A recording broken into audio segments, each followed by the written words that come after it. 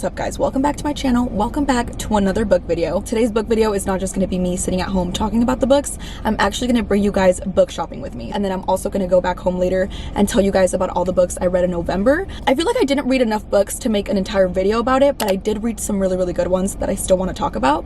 So yeah, so that's what today's going to be. I'm so excited. Before we get in there, I do really want to talk about today's sponsor. You guys already know them if you've seen any of my book videos. I'm going to be talking to you guys about Book of the Month. Thank you so much to them for sponsoring today's video. I literally brought the blue box with me. Book of the Month, if you didn't know, is a super popular and fast-growing online book service for all readers. Their mission is to promote new and emerging authors and to help readers discover books that they love. Their team vets hundreds of books each month, and they give readers their choice from a curated selection of new and early release titles. That way you're spending more time reading and less time researching. They have the best prices for new release hardcover fiction, and listen up, because if you haven't used Book of the Month, I highly recommend you take advantage of this deal for the entire month of December. Only for December. If you use the coupon code WONDER, you can get your first book from Book of the Month for $5. I highly recommend you take advantage of this deal, because as soon as December's over, that deal's over too. I'm going to share with you guys the books I received this month. I picked this one out because I really want to read a lot of like Christmas rom-coms this month. This is Kiss Her Once for Me by Alison Cochran, and I also got All the Dangerous Things by Stacey Willingham. Thank you so much to Book of the Month, and enough of the talking. I'm going to go in there. I'm going to go look at everything. I don't even know how much time I'm going to spend in there, but it's going to be a lot. So let's go.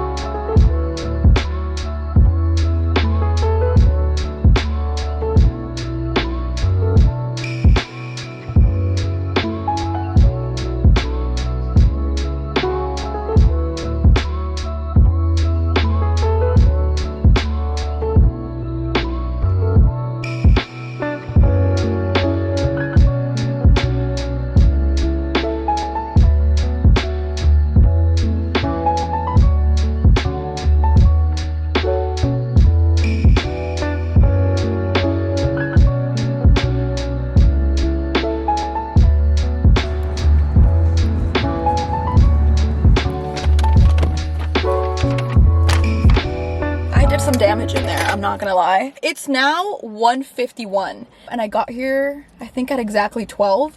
So that was a good 2 hours of my life. That's literally one of my favorite things to do ever, is just come to Barnes & Noble by myself and just browse and walk everywhere. So I came down the escalator thinking that I was done. I had 3 books and I'm like, okay, I'm gonna go to the little Christmas book section that they had at the front, and I'm gonna look for one, and then that's it. I'll just get 4 books. But I was going through all the Christmas books and I don't know why they all sound the same. Like they all sound like a Hallmark movie, and I'm just like, I'm not down for this. Like I already know I'm not gonna like it. So I go back upstairs to the romance section. That was a mistake, because instead of just getting 1 book, I ended up with 2 books. Actually, it's not a mistake, because I am so obsessed with the books that I got. Should we do a little book haul?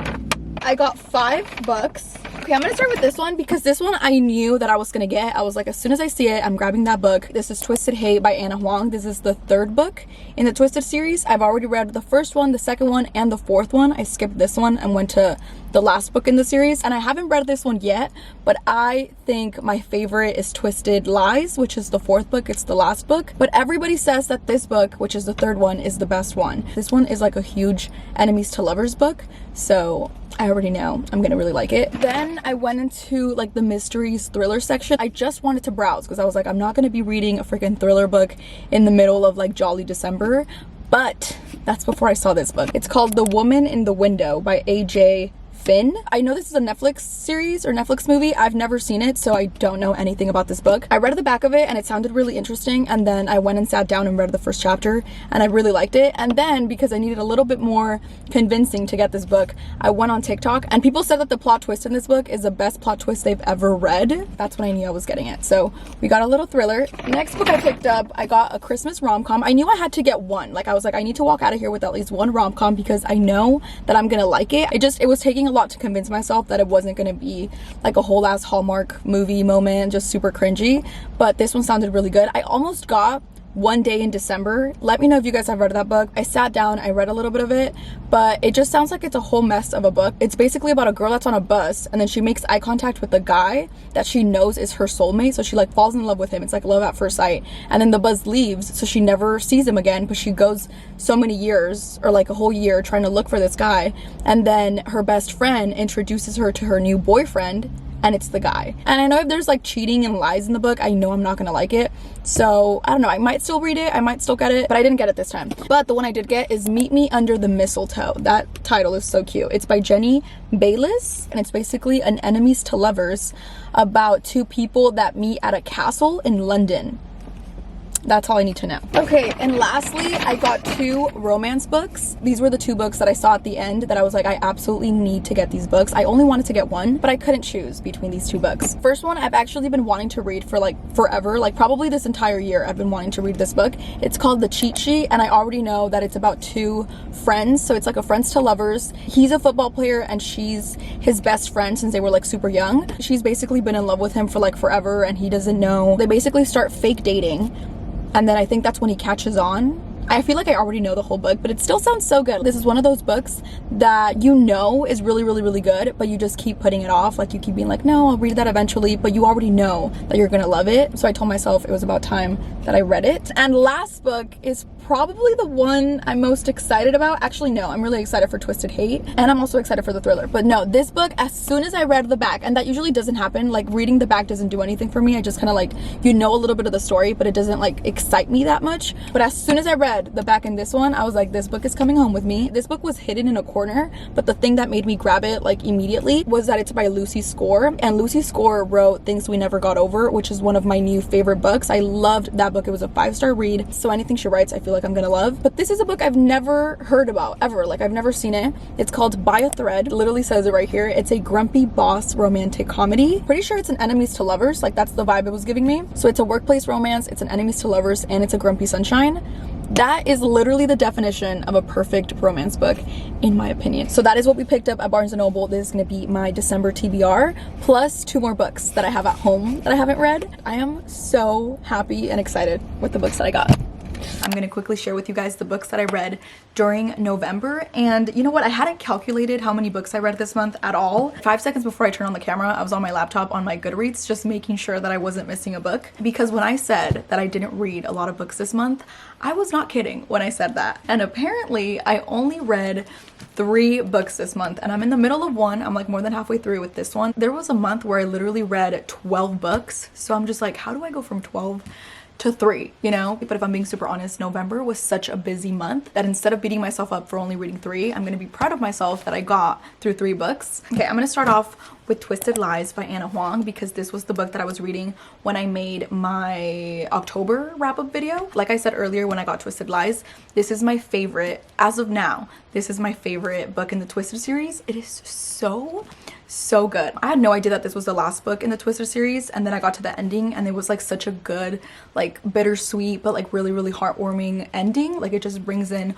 all of the couples from all of the books, and I thought the ending was so cute. This book is about Stella, and Stella is an influencer. Like she's on social media, she's on Instagram, and then the main character guy is Christian Harper. If you've read The Maddest Obsession, which I literally have right there, is one of my favorite books, and the main character in that one was Christian Allister. He's my absolute favorite male character in any book, I think. But Christian Harper in this book, they're like very, very similar. Pretty much the gist of this book is that Stella lives in an apartment building that Christian Harper owns. Stella finds herself in a situation where she's not safe in her apartment, so Christian swoops right in and helps her by letting her stay in his apartment. But until they decide that it's safe for her to go back to her apartment, she stays with him. I'm gonna stop talking, but seriously read this book. Like it is so good, so good. After I read Twisted Lies, I literally didn't want to read any romance books because I was like, nothing is gonna compare to that. So that's when I decided to read The Wife Between Us. This freaking book. So basically this book was divided into 3 parts. So like part 1, part 2, part 3. And after each part ended, you're left knowing nothing. Like literally it said it in the back where it's like, assume nothing about this book. literally assume nothing about this book. So basically the book starts out and you're basically reading from the point of view of a lady that just got divorced. Her husband left her for a younger woman and she's like super heartbroken. And then the point of views of the story change from her perspective to the perspective of the girl that's now with the guy. Something that I love about a thriller that this book had a lot is that when you get to the end of a chapter and there's that one sentence that changes everything you thought you knew about the book, this book has that 3 times. After I read that thriller, I felt like I needed a little rom-com, so that's when I started reading The American Roommate Experiment by Elena Armas. After I finished this book, I thought my opinion of it was gonna be so like controversial. I was like, I don't even want to share my opinion because I already know people aren't gonna like it. But I like doing this thing where after I finish a book, I go on TikTok and see what everybody else thought. And I was kind of pleased that I wasn't the only one that had like a similar opinion. I thought it was a good story. I thought it was a cute story. The characters were, you know, they were cute and everything. I just didn't connect with any part of the story. But the thing that really got me, that I'd literally be reading and I like slammed the book shut because I was so over it, were the miscommunication parts of the book. I've said this before, but I hate the miscommunication trope, if that's a thing, in any book. This story and this book would have been done in like 5 chapters if the characters just spoke their truth. But if you're a reader that's able to like look past the miscommunication, then I do think it's a really cute story. I also really love that the characters from Spanish Love Deception showed up in this book. I thought that was very cute. I'm still a really big fan of Elena Armas and I'm still going to continue to read her books. Just this one I didn't really connect with. Wasn't a bad book, just wasn't my cup of tea. I don't even know why I said I was going to talk about this book because I haven't even finished it. Like, I don't even know. What if I hate it? You know, what if I hate the ending? I doubt that though, because from the second I started this book, I mean, from literally chapter 1, I was hooked. I started this book like 2 days ago and I'm sure I'm going to finish it either today or tomorrow. This is the second book in the Dreamland series. I've already read the fine print. I think I read it like last year and the fine print was really, really good. But if this book continues to be as good as it is, then this one is already better than that one for me. But yeah.